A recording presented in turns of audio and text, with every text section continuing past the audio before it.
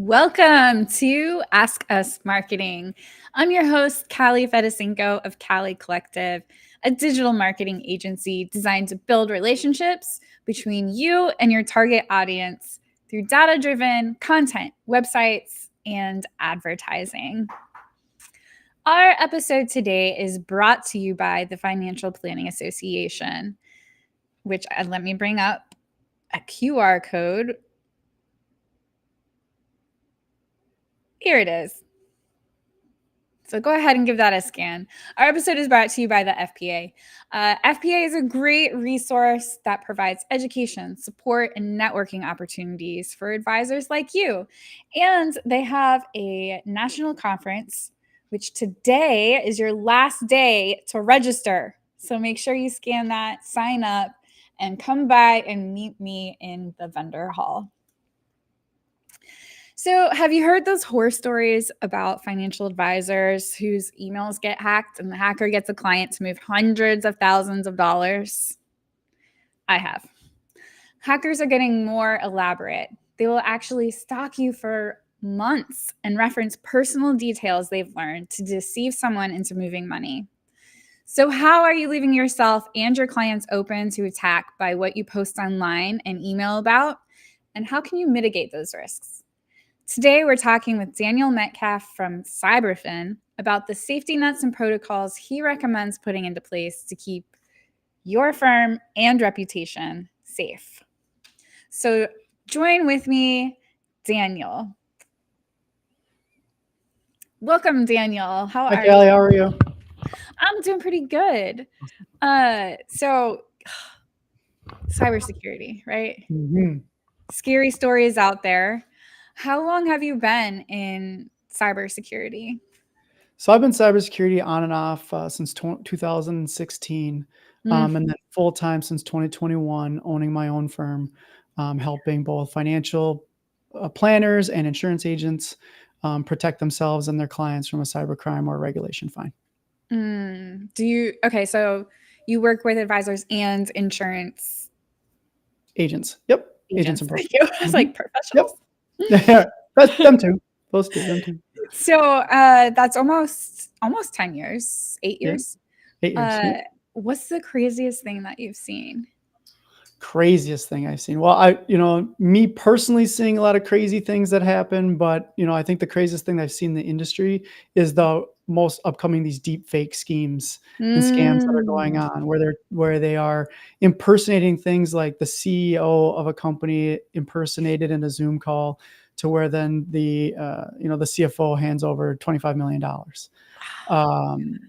The other craziest thing that elaborate schemes that I see happening is this social engineering, learning everything about these high net worth individuals. It's called whaling, right? So that's mhm. like learning everything they know about these high net worth individuals and CEOs and they're using their personas and they're using catfishing and other ways of being able to get close to them to try to fool them into doing something that Yeah. into some type of cybercrime to hand over money. And they're getting more and more elaborate, and the use of AI is only making it worse. Yeah. So, I mean, obviously, you prefer clients to work with you before something happens. That would be ideal, yes.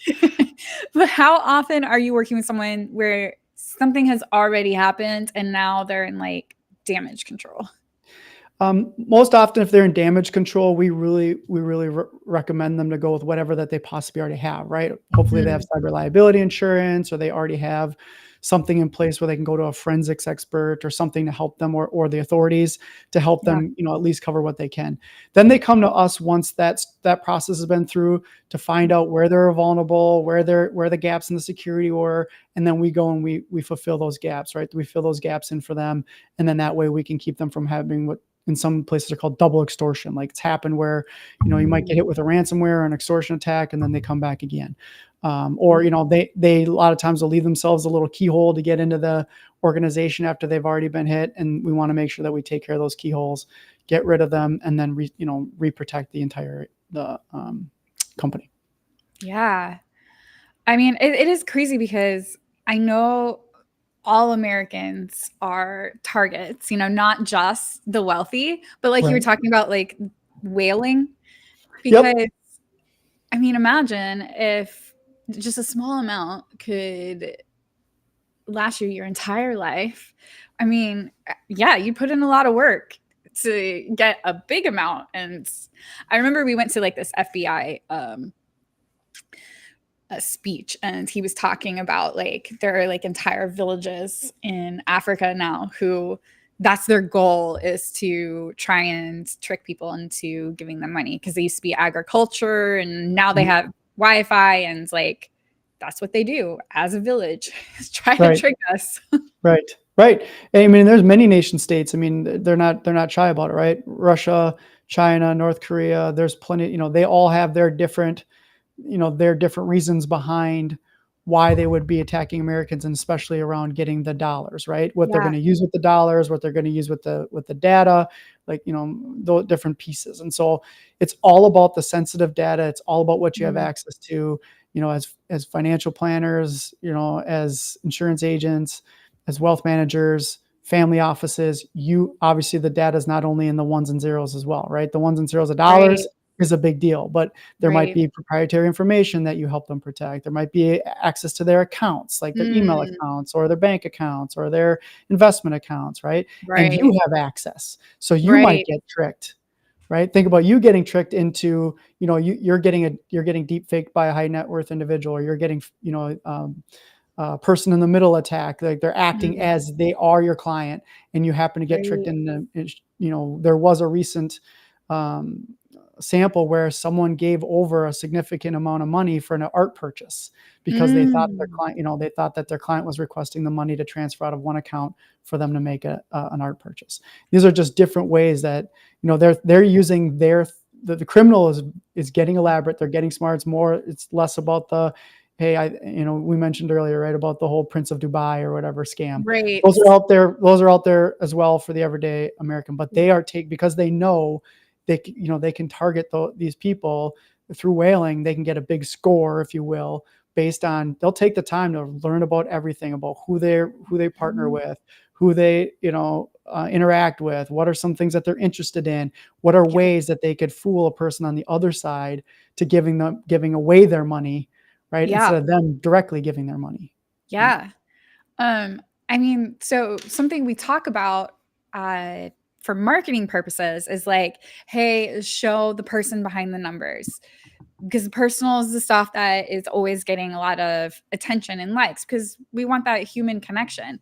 But are there things that we shouldn't be publishing on the web or emailing out to avoid getting imitated? Or is it kind of like, if it's going to happen, it's going to happen? Well, you could probably say if someone really, really wants to make it happen, they're going to make it happen. But there's always ways that you can, think it through from a standpoint of what do you want to have personally out there versus that you don't want to get used against you, right? Yeah. So, doing tours of your home, right, or of your, things like that, or your business office, or letting everybody know your schedule when you're going to be gone, Mm-hmm. at different events and different speaking things. Like, it's okay saying you are speaking, but don't let them know the future ones that are out Mm. there, like in a couple weeks or something like that. Yeah. Yeah. Show your relationships, but also trust but verify. So yes, put the person out there, beyond the numbers. I love that idea. But then Yeah. always trust but verify. So when you're talking to people, Mhm. or you're getting something in return, some email or even a video call, use a secondary way or a third way of verifying that you're actually talking to that person. Mm. Right? Mm. Think of things, add things to the conversation, pick up the phone once in a while, actually text Yeah. message them, right? Don't just trust the email by itself. Don't just trust the video appointment on your calendar, whatever it might be. Trust but verify that that's actually the person on the other end that you're talking to. And Right.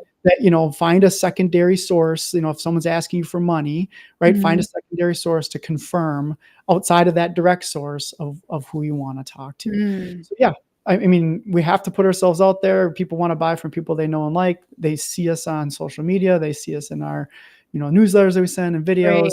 You should still put it out there, but try to keep as much personal things and as many of the events as far as where you're going to be and when you're going to be gone, things like that. Kind of Mm. keep some of that to a minimum if possible.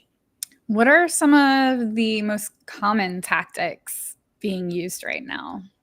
Most common is the spear phishing, social engineering to get the business email compromise, right? Or your email Mm, compromise. So okay. they're trying to either, and we're talking specifically towards the financial planners and the insurance agents. They're Right. trying to get access to you. They're trying to get Mm, access to your contacts. They're trying to get access, right? So they're trying to fool you into giving them access, or to put bad code on your computer or in your email in order to get access to your business email, right? Then they mm, can become a person in the middle. They can take a complete copy. They can mhm. act as you. They can send out messages on your behalf that you didn't even know, because Yeah. they're deleting them immediately, and they're using that as a way to get into your clients, right? To get into Mm, your book of business, to get into your clients. And from the client standpoint, what they're then is they are using social engineering and spear phishing to mhm. find a way to get that end client to send them money in some format. And a lot of Right. times we're even seeing family offices and high net worth individuals get hit with ransomware attacks. So they Mm, are also trying to go in and lock them out of their accounts, lock them out of their mhm. devices, lock them out of, Yeah. and then ask for money in return. Um, Okay. we just saw one happen where they happened to get into them personally. They put a ransomware on their personal devices, right, that they Yeah. used to run Yeah. their household, and they gave up a significant amount of Bitcoin in exchange for getting back all that Yeah. information that they had, right? They'll also use embarrassment tactics or try to make up things Mm, about your clients. hmm. So we have to constantly be thinking through of think of the mind of the criminal. How are they going to Right. make money in this deal, right? They're going to extort you, say, hey, I know these are fake pictures, but if you don't want them all over social media, you have to pay me, $50,000 worth of Bitcoin or something to that effect. Interesting. That's why, I always suggest, I know we have to show the family, and I know we have to show, Yeah. potentially, but be careful on what you put out there from that Right. standpoint too, right? Yeah. So, what practices would you suggest advisors implementing to avoid that happening? Yep. So the first thing that I would do is I'd start thinking about locking down your identity and your access to things, right? So complex Mm. passwords, Okay. 14 characters, uppercase, lowercase, numbers, Yeah. symbols, in some format, especially if you can use a password locker like a LastPass or a OnePass, where Okay, I you was have gonna a ask master if you password. recommend Yep. those. Yep, get the master password, right? And then let the password managers manage everything else from that standpoint of it. Right. But make sure you're including the multi-factor authentication, right? So make sure Mhm. that they have the multi-factor authentication, there's another way of being able to identify that it's you or the people within your office accessing those accounts, accessing those things, right? Mhm. The Mhm. next thing I do is I'd start putting special software onto my email and to my computers that monitors the incoming emails 24 by 7, 365. That monitors Okay. my devices 24 by 7, 365, and is looking for bad code, looking Mm. for people that have put keyholes in their computers, who have put it in their email, Yeah. get all those emails taken out of your email box, so that you don't have to worry necessarily about every single thing that's coming to you. You can Mhm. allow the software to help you make some of those decisions, Right. right? And Right. if you have a cybersecurity team behind you, some people Mhm. behind you that are going to watch with you 24 by 7, help remediate anything that's out there, you're no longer putting that risk on yourself, right? Right. You have a team of people that can help that, especially if you have employees that you can't Mm. manage and monitor their cybersecurity every single day. You should have Mhm. somebody else helping you with that, because that's the other way. They're going to use your employees to get to you, or they're going to use your employees Mhm. to get to one of the clients, right? Or the client Right. data. We have to Right. think of it as a 360-degree protection of our organization, not Right. just, one or the other, or just myself, or just yourself as the owner from that standpoint Yeah. of it. Um, Um, can we talk about spoofing a little bit? sure. Because my mother has been spoofed on Facebook probably 5 times at least, Okay. but, nobody seems to understand, well, not nobody, but a lot of people are always like, "Oh, I think she got hacked." I'm like, "No, she's not hacked. They're not in her account. Right. It's a different account that's made to look like her." It's Right. also happened a lot. I was part of Master Gardeners on their board, and it happened with our emails all the time, the whole gift card scam. "Hey, I need Mhm. these gift cards right away. Can you go get them?" Yep. Um, can you kinda share with the audience what spoofing is and then how you can avoid being spoofed? Well, So yeah, spoofing is just making making a fake copy of something that is real, right? So Mhm. that's so at that point you just mentioned like with your mother, right? So they Yeah. weren't in her actual account. They had made a complete copy with using a whole different email address, to start a Facebook account with, and they went and got Mhm. they basically went and got a bunch of connections using a picture that they took off the internet, right? Yep. Posted it up there and started posting it as her, and then trying to get a bunch of likes and follows and whatever that might be, and then Mhm. they can start running the attacks from that side, right? Yeah. Hey, right? And Yeah. they're like, well, Messages. maybe, let's just call her name's Jill, right? Maybe Jill, maybe her account got hacked and she started a new account, or maybe she Yeah. needed to be, right? All these different things go through people's mind where they want to always believe that there's good on the other side, right? Right. We Yeah. want to we want to trust but verify. That's the part we're getting back Yeah. into it. So how do you prevent yourself? You can't necessarily like you can run dark web scans and you can run some scans against yourself to make sure Mhm. that you haven't been hacked before or someone has your credentials, and you can look to see if you have any images online of yourself or things like that. You could try to get Right. those off the internet. But to me, it's just about the trust but verify, right? Teaching Yeah. people knowledge is power. Let's educate that. Hey, trust but verify. Does that really look like? Is that something Jill would really say to me? Or Right. I better, maybe I should text message her quick and make sure that she knows that, there's a copy of her out there. Or is this you really asking me for that?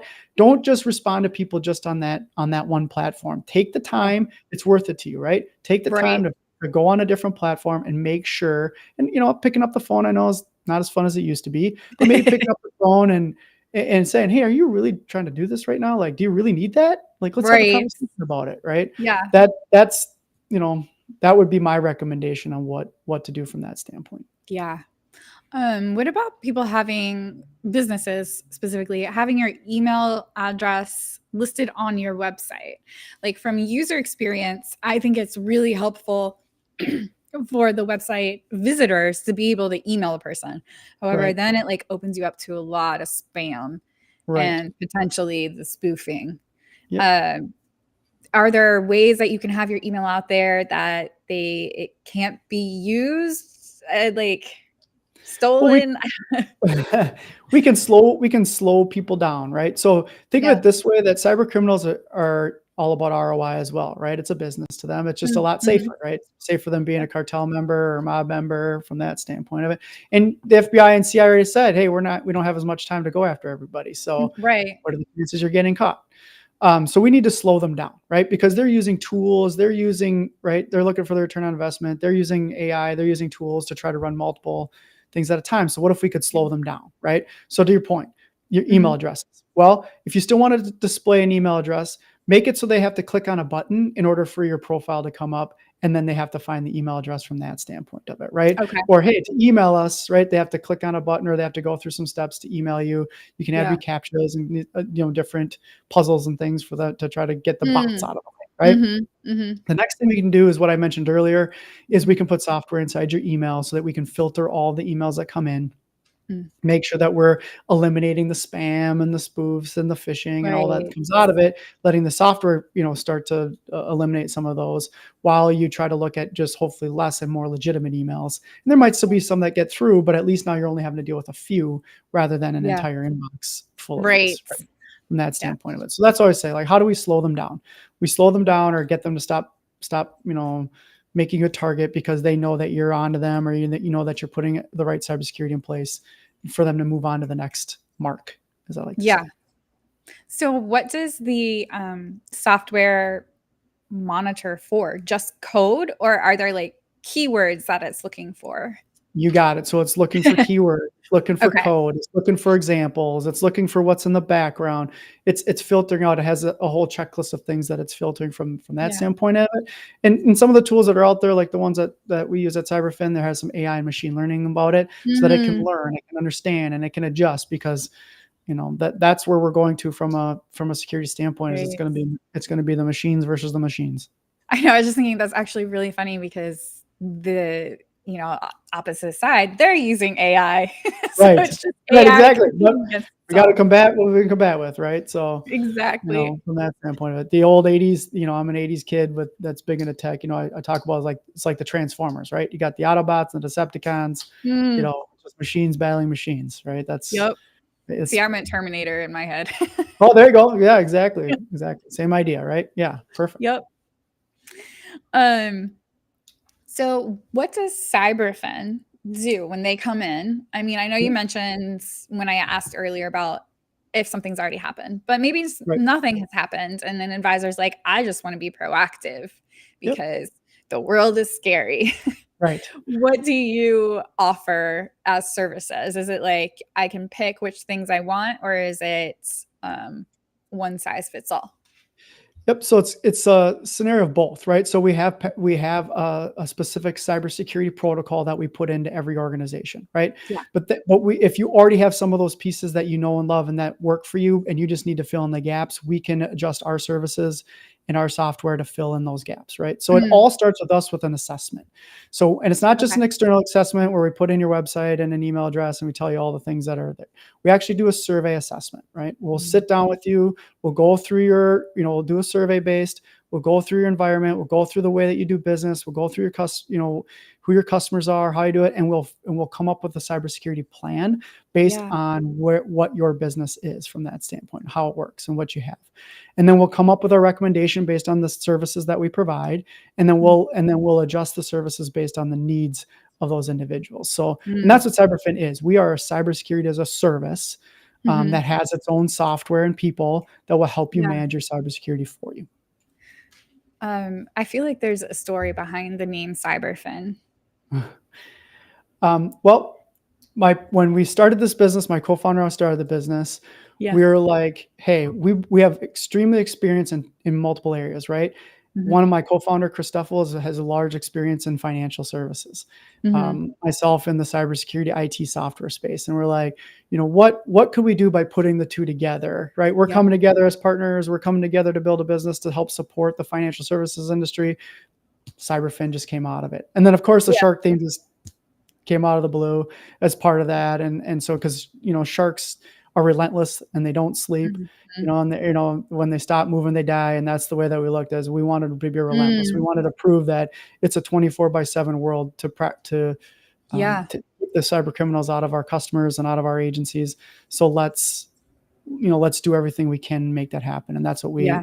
that's the mission that we're here to solve at Cyberfin. Yeah. I love that mission.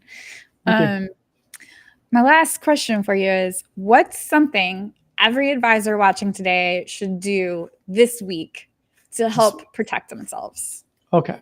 So let's just start with what could they do this week, right? Yeah. First thing that they should do is, all right, anything the passwords that they have that are repeated in duplicates Mm. or don't have at least 12 plus characters and have the different Mhm. combinations, go out right away and automatically just start changing all your passwords, getting them complex. And if you have the time, go get a password manager so that you just have to worry about a Yeah. master password, and then manage all your passwords inside a locker. That would be Mm. number one. And add multi-factor authentication as you go from that standpoint of it. Mm. The next thing that I would do is I'd start to look at all my connections that I have within Mhm. my organization, right? That are Mhm. that people have to the data that I have, right? So if you have Mhm. file data on your computer or data in the cloud, or you have connections with your team members, right? Or your team members Yeah. have emails, email addresses and passwords that connect to different tools. Make sure everybody has that protocol. Make sure everyone has multi-factor authentication on, and that you have a plan. That's the next thing Mm. that I would say is Mm. create an incident response plan within your organization to say, this is our policies and this is the plan that we have Mm. if something were to happen, right? Here's who Hey, we're going to contact. how Here's what would we're you going to do. even come up with a plan? Do you have recommendations on your website? And we do have recommendations on our Asking for a website. friend? Absolutely. Yep.